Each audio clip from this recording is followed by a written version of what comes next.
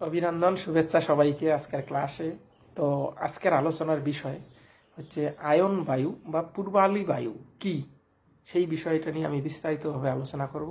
তোমরা পাশে থাকবে, পুরো ভিডিওটা দেখবে, তাহলে জানতে পারবে আয়ন বায়ু বা পূর্বালি বায়ু কি। একে ইংলিশে বলা হয় ট্রেড উইন্ড বা স্টারলিস্ট। বোঝা গেল? তো আমরা যদি দেখি এই ট্রেড উইন্ড, এই ট্রেড মানে সেকশন শব্দ ট্রাডন থেকে ট্রেড শব্দটি এসেছে। কি বললাম? ট্রাডন থেকে ট্রেড শব্দটি এসেছে। ট্রাডন শব্দের অর্থ হচ্ছে গতি।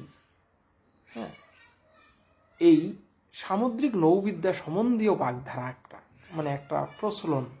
এই ট্রাডন শব্দটা সামুদ্রিক যে নৌবিদ্যা নাবিকরা এটা ব্যবহার করেছিল, বাগধারা টু ব্লো দ্য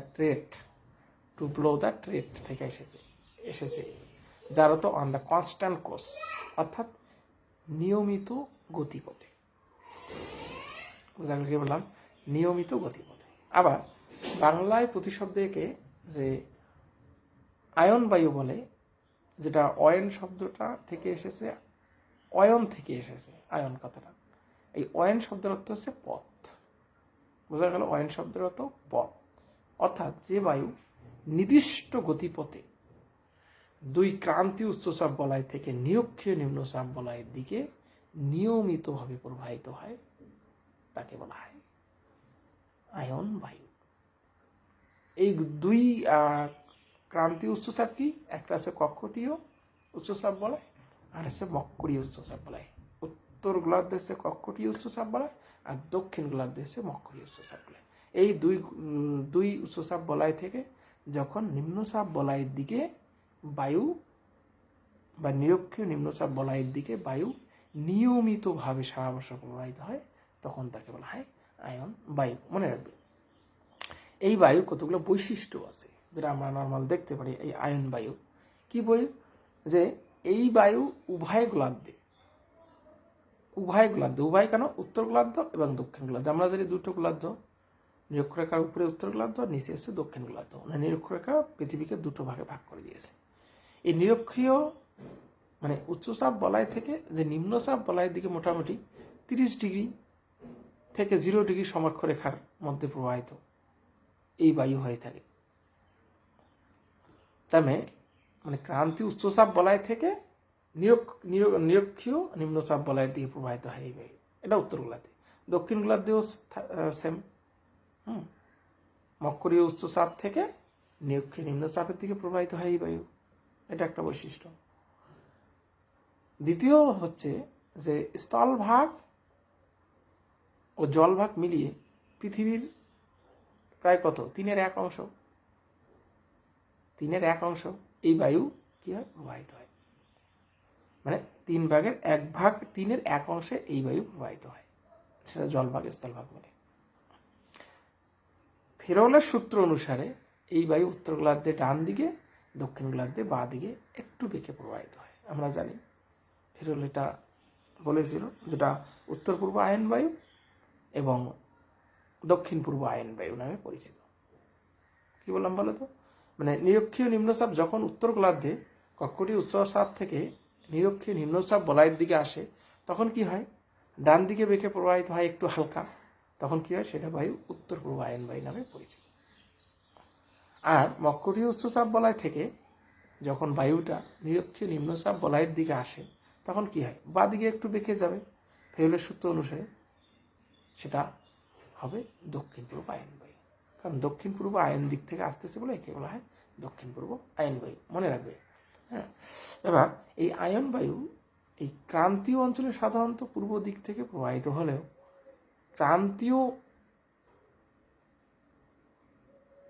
পূর্ব দিক থেকে প্রবাহিত হওয়ার কারণে একে ক্রান্তীয় পূর্বালি বায়ু বা ট্রপিক্যাল স্টার্লিসও বলা হয়ে থাকে। মনে রাখবে, একে আবার পূর্বালি বায়ু বলা হয়, কারণ এই বায়ু কি পূর্ব দিক থেকে প্রবাহিত হয়, এই কারণে একে বলা হয় পূর্বালি বায়ু বা স্টার্লিস। আমরা জানি নর্মালি যে আয়ন বায়ু নিরক্ষীয় অঞ্চল থেকে 5 ডিগ্রি উত্তর থেকে 5 ডিগ্রি দক্ষিণ সমক্ষরেখার মধ্যে যে নিম্নচাপ অঞ্চলটি বিস্তারিত তাকে বলা হয় নিরক্ষীয় নিম্নচাপ অঞ্চল বা ইকুইটোরিয়াল ট্রাপ বা লো প্রেশার জোন। এই নিম্নচাপ অঞ্চল উভয় গোলার্ধ থেকে কি হয়, আয়ন বায়ু সমাবেশ ঘটে, দুই দিক উচ্চচাপ থেকে দুই দিক থেকে আসে, তাই এই দুই বায়ুর মিলনের ফলে একটা যে মানে একটা শান্ত জোনের সৃষ্টি হয়। উত্তর পূর্ব আয়ন বায়ু, দক্ষিণ পূর্ব আয়ন বায়ু, দুইটা বায়ু যখন মিলিত হয় একটা শান্ত জোনের সৃষ্টি হয়, যেটাকে বলে আন্তঃক্রান্তীয় অভিসৃতি অঞ্চল বা ইন্টারট্রপিক্যাল কনভার্জেন্স জোনস বা আইটিসিজেড। এটা বিভিন্ন এক্সামে আসে, বিভিন্ন পরীক্ষায় আসে এই আইটিসিজেড, মনে রাখবে। তাহলে 5 ডিগ্রি উত্তর থেকে নিরক্ষরেখার 5 ডিগ্রি উত্তর এবং 5 ডিগ্রি দক্ষিণ, এই যে অঞ্চলটা এটাকে বলা হয় ইকুইটোরিয়াল ট্রাপ বা লো প্রেশার জোন। এখানে উত্তর পূর্ব আয়ন বায়ু এবং দক্ষিণ বায়ুর আয়ন বায়ুর মিলনের ফলে এই জোনটার সৃষ্টি হয়, একে বলা ইন্টারট্রপিক্যাল কনভার্জেন্স জোনস বা আইটিসিজেড। একে এই অঞ্চলে বায়ু প্রবাহ খুব শান্ত হয়, একে আবার শান্ত অঞ্চলও বলা হয়, ডলড্রামও বলা হয়, মনে রাখবে। একে আবার কি বলা হয়, ডলড্রামও বলা হয়, খুব একটা গুরুত্বপূর্ণ নাম ডলড্রামস। হ্যাঁ, এই শান্ত এখানে বায়ু মানে এই অঞ্চলে কি হয়, অনুভূমিক বায়ু প্রবাহ তেমন নেই বললেই চলে। আইটিসিজেড অঞ্চলে অনুভূমিক প্রবাহ দেখা যায় না, এই অঞ্চলে বায়ু খুবই শান্ত, মানে যেহেতু দুই দিক থেকে এসে মিলিত হয় এই জন্য এই অঞ্চলের বায়ুটা খুব শান্ত প্রকৃতির, এই জন্য একে শান্ত বলা হয় বা ডলড্রাম বলা হয়, মনে রাখবে। আইটিসিজেডকে শান্ত বলা হয়, বলা হয়, বুঝতে পারো। তারপর হচ্ছে এই আয়ন বায়ুকে ইংলিশে ট্রেড বায়ু বলা হয়, কারণ যে এই বায়ুকে আমরা বাণিজ্য বায়ু বলে থাকি। কারণ প্রকৃতপক্ষে ট্রেডের অর্থ হচ্ছে বাণিজ্য। কি এই কথাটি থেকে সামুদ্রিক যে নৌবিদ্যা সম্বন্ধীয় যে বাগধারা থেকে এটা আসে, টু ব্ল থেকে এসেছে, যার তো অন দ্য কনস্ট্যান্ট কোর্স, অর্থাৎ নিয়মিত পথে প্রবাহিত হয়। অবশ্য পালতোলা জাহাজ যুগে এই বায়ুকে অনুসরণ করে কি হয়, এই পালতোলা জাহাজগুলো এই বায়ুর গতিপথ ধরেই জাহাজ চলাচল করার ফলে বাণিজ্যে অনেক সুবিধা হইতো বলে একে বলা হয় বাণিজ্য বায়ু, মনে রাখবে। তো এই ছিল আয়ন বায়ুর বৈশিষ্ট্য বা পূর্বালি বায়ু বৈশিষ্ট্য।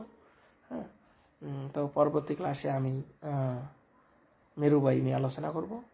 পাশে থেকো, সঙ্গে থেকো। ক্লাস ভালো লাগলে অবশ্যই লাইক শেয়ার করবে, এটুকু আশা সকলের কাছে আমি রাখছি। সবাইকে অনেক অনেক ধন্যবাদ পাশে থাকার জন্য।